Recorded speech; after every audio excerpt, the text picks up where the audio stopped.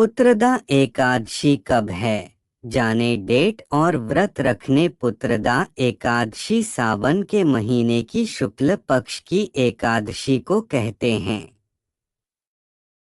पुत्रदा एकादशी का व्रत 16 अगस्त को रखा जाएगा और 17 अगस्त को व्रत का पारण किया जाएगा।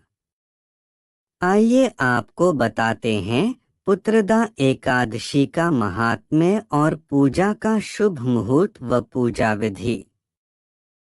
श्रावण मास के शुक्ल पक्ष की एकादशी को पुत्रदा एकादशी कहते हैं। पुत्रदा एकादशी अब की बार 16 अगस्त को है।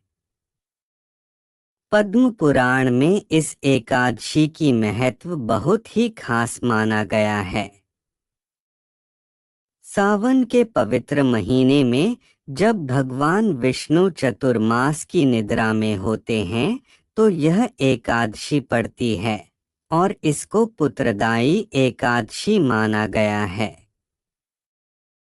इस दिन विधि विधान से भगवान विष्णु की पूजा करने का खास महत्व होता है। भगवान विष्णु की कृपा से आपकी सभी मनोकामनाएं पूर्ण होती है। मान्यता है इस दिन वे महिलाएं जो पुत्र पाना चाहती हैं, अगर व्रत करें तो उन्हें पुत्र रत्न की प्राप्ति होती है। आइए जानते हैं पुत्रदा एकादशी व्रत का महत्व, डेट और पूजा विधि। पुत्रदा एकादशी इस बार 16 अगस्त को है। इस एकादशी तिथि का आरंभ 15 अगस्त को सुबह 10:26 से हो जाएगा।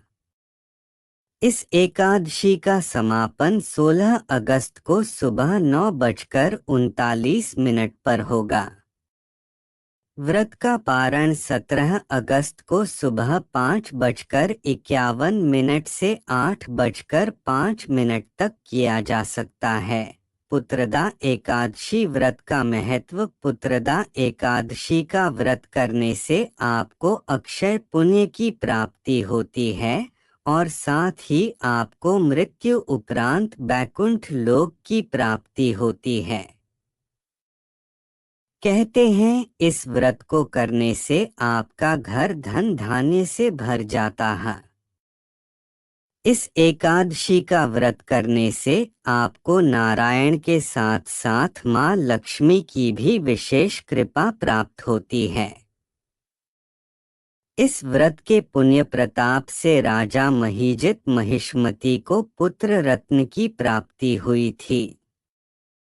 इसलिए इस एकादशी का नाम पुत्रदा एकादशी है। इस व्रत के प्रताप से आपकी खाली झोली भी भर सकती है। इस तिथि पर वैष्णव समाज के लोग भी भगवान विष्णु की पूजा करते हैं। पुत्रदा एकादशी व्रत की पूजा विधि। पुत्रदा एकादशी के दिन सुबह जल्दी उठकर स्नान कर लें और घर के मंदिर को गंगाजल छिड़ककर पवित्र कर लें। इसके बाद भगवान विष्णु और मां पार्वती की प्रतिमा को लकड़ी की चौकी पर पीला कपड़ा बिछाकर उस पर स्थापित कर लें। उसके बाद गंगाजल से इसका अभिषेक करें और पुष्प के साथ तुलसी दल अर्पित करें। अगर आपको व्रत रखना है तो व्रत करने का संकल्प लें और यदि व्रत नहीं करना है तो पूजा करके आहार ग्रहण कर सकते हैं। पूजा के बाद आरती करें और भगवान विष्णु को पंचामृत का भोग लगाएं। भगवान के भोग में तुलसी का पत्ता जरूर शामिल करें। तुलसी बिना भगवान विष्णु भोग ग्रहण नहीं करते। इस एकादशी की कथा के अनुसार भद्रावती नामक नगरी में सुकेतुमान नाम का एक राजा राज्य करता था। उसके कोई पुत्र नहीं था। उसकी स्त्री का नाम शैव्या था। वह निपुति होने के कारण सदैव चिंतित रहा करती थी। राजा के पितर भी रो रो कर पिंड लिया करते थे और सोचा करते थे कि इसके बाद हमको कौन पिंड देगा। राजा को भाई, बांधव, धन, हाथी, घोड़े, राज्य और मंत्री, इन सब में से किसी से भी संतोष नहीं होता था। वह सदैव यही विचार करता था कि मेरे मरने के बाद मुझको कौन पिंडदान करेगा। बिना पुत्र के पितरों और देवताओं का ऋण मैं कैसे चुका सकूंगा। जिस घर में पुत्र न हो उस घर में सदैव अंधेरा ही रहता है, इसलिए पुत्र उत्पत्ति के लिए प्रयत्न करना चाहिए। जिस मनुष्य ने पुत्र का मुख देखा है वह धन्य है। उसको इस लोक में यश और परलोक में शांति मिलती है, अर्थात उसके दोनों लोक सुधर जाते हैं। पूर्व जन्म के कर्म से ही इस जन्म में पुत्र, धन आदि प्राप्त होते हैं। राजा इसी प्रकार रात दिन चिंता में लगा रहता था। एक समय तो राजा ने अपने शरीर को त्याग देने का निश्चय किया, परंतु आत्मघात को महान पाप समझकर उसने ऐसा नहीं किया। एक दिन राजा ऐसा ही विचार करता हुआ अपने घोड़े पर चढ़कर वन को चल दिया तथा पक्षियों और वृक्षों को देखने लगा। उसने देखा कि वन में मृग, व्याघ्र, सुअर, सिंह, बंदर, सर्प आदि सब भ्रमण कर रहे हैं। हाथी अपने बच्चों और हथिनियों के बीच घूम रहा है।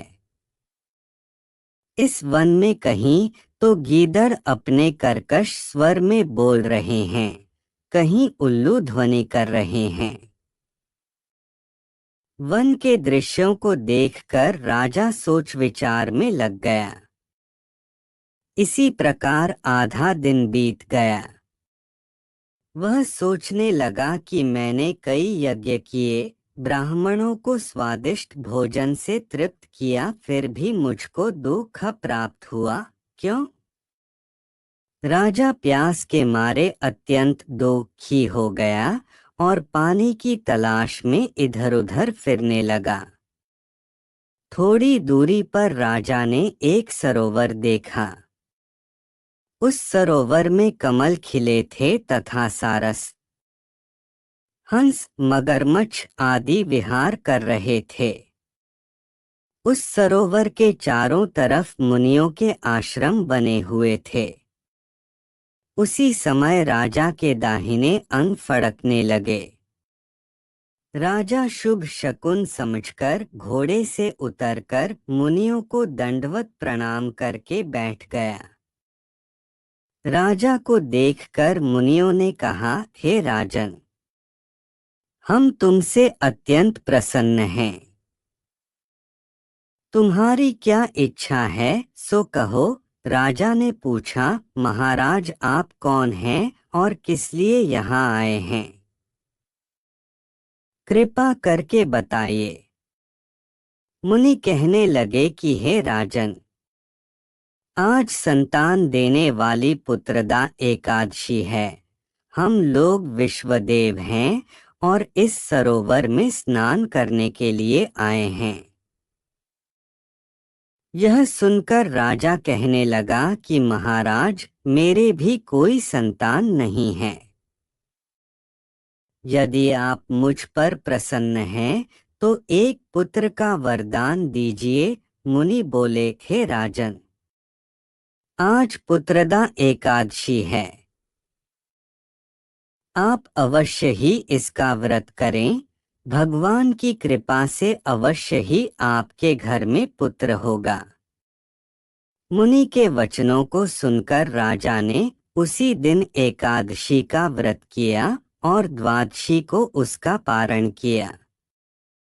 इसके पश्चात मुनियों को प्रणाम करके महल में वापस आ गया। कुछ समय बीतने के बाद रानी ने गर्भ धारण किया और 9 महीने के पश्चात उनके एक पुत्र हुआ। वह राजकुमार अत्यंत शूरवीर, यशस्वी और प्रजापालक हुआ। जो मनुष्य इस महात्म्य को पढ़ता या सुनता है, उसे अंत में स्वर्ग की प्राप्ति होती है। भगवान श्री कृष्ण कहते हैं, पुत्र की प्राप्ति के लिए सभी को पुत्रदा एकादशी का व्रत करना चाहिए।